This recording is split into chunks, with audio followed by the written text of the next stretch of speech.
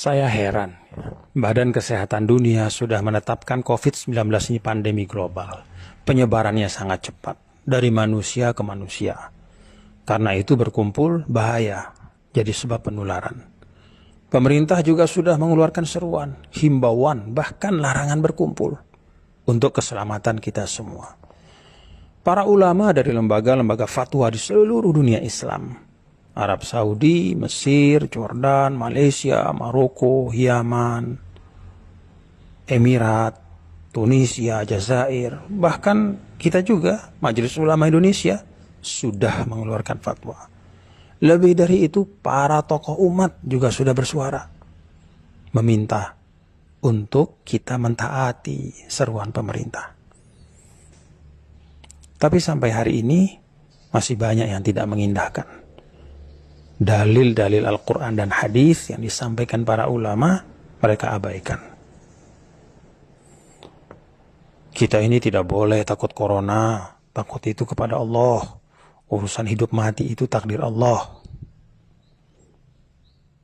Pak, yang memerintahkan kita untuk menghindarkan mudarat itu Allah dan Rasulullah. Dalam Al-Baqarah 195, wala tulqu bi aidikum ila tahlukah. Jangan menjatuhkan dirimu ke dalam kebinasaan. Dalam An-Nisa 71, ya ayyuhalladzina amanu khudhu hidrakum. Wahai orang beriman, bersiaplah kalian. Jadi kalau bertempur itu ambil senjata, pakai pelindung.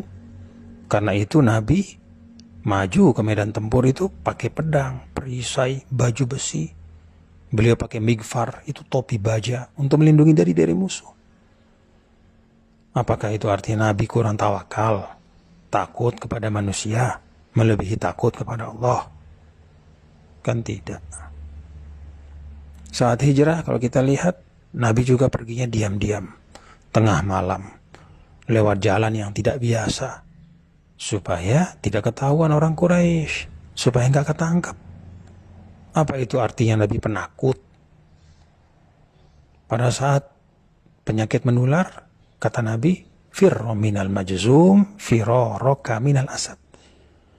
Hindari orang yang kena penyakit menular seperti engkau menghindari seekor singa. Jadi menghindarkan diri dari kebinasaan, dari penyakit, berikhtiar menghindar dari wabah, itu adalah perintah agama. Ada lagi yang bilang, tapi kan kita wajib makmurkan masjid. Sholat berjamaah di masjid. Pak, dulu ya, saat hujan deras saja, Rasulullah SAW minta panggilan sholat diubah. Shollu fi buyutikum. Sholatlah di rumah kalian. Nggak usah dulu berjamaah di masjid.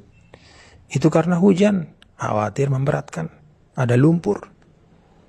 Apalagi ini wabah yang terbukti di seluruh dunia itu berpuluh-puluh ribu.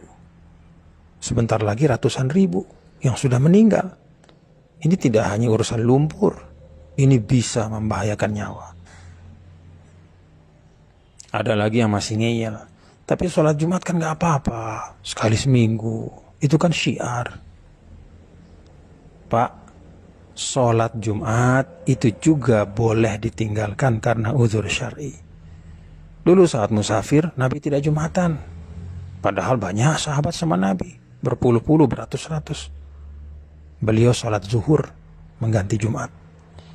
Saat sakit, para ulama juga sepakat, Jumat itu bisa diganti dengan sholat zuhur. Nah sekarang ini fatwa sudah banyak, jelas, tegas. Untuk kemaslahatan umum, memutus rantai penyebaran wabah, menyelamatkan jiwa manusia. Apalagi penyakit ini kan ada yang disebut asimptomatik. Nggak kelihatan gejalanya, padahal dia sudah bawa virus. Karena itu, mari kita ikuti fatwa para ulama kita, ikuti seruan pemerintah, dengar pendapat dari para ilmuwan. Saya malah bayangkan ya, ini orang-orang yang berkeras tetap Jumatan. Kalau mereka hidup sama Rasul dulu, mungkin Rasul SAW sendiri mereka lawan. Pada waktu musafir misalnya, ikut musafir sama Nabi, Nabi tidak sholat Jumat, mungkin mereka demo, protes sama Nabi.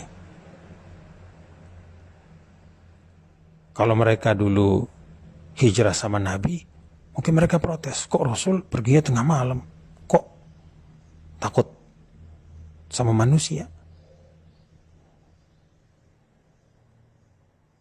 Pada saat diminta untuk sholat berjamaah di rumah, mungkin mereka demo juga sama Nabi.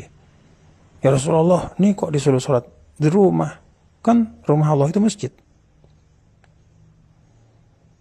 La haula wa la quwata illa billah. Nah, inilah beragama yang disebut dengan at-tadayyun bil hawa wa laysa bil ilmi. Beragamanya itu dengan hawa nafsu, egoisme, bukan dengan ilmu. Perasaannya, anggapannya, itu yang dijadikan pedoman. Bukan tuntunan Allah dan Rasulnya. Bukan arahan para ulama yang merupakan warasatul anbiya, penerus para nabi dan rasul. Saya jadi ingat ayat 103, 104 surah Al-Kahf. Qul hal nunabbi'ukum bil akhsarina a'mala alladzina dhalla sa'yuhum fil hayatid dunya wa hum yahsabuna annahum yuhsinuna sun'a. Katakanlah wahai Muhammad, apakah perlu kami beritahu orang-orang yang paling merugi?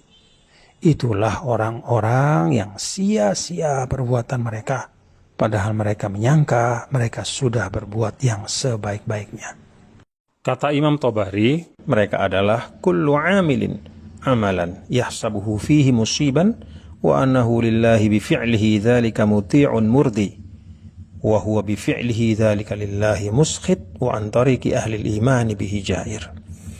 Orang yang beramal dengan amal yang mereka sangka tepat dan dengan itu menjadi orang yang taat dan mendapat ridha Allah.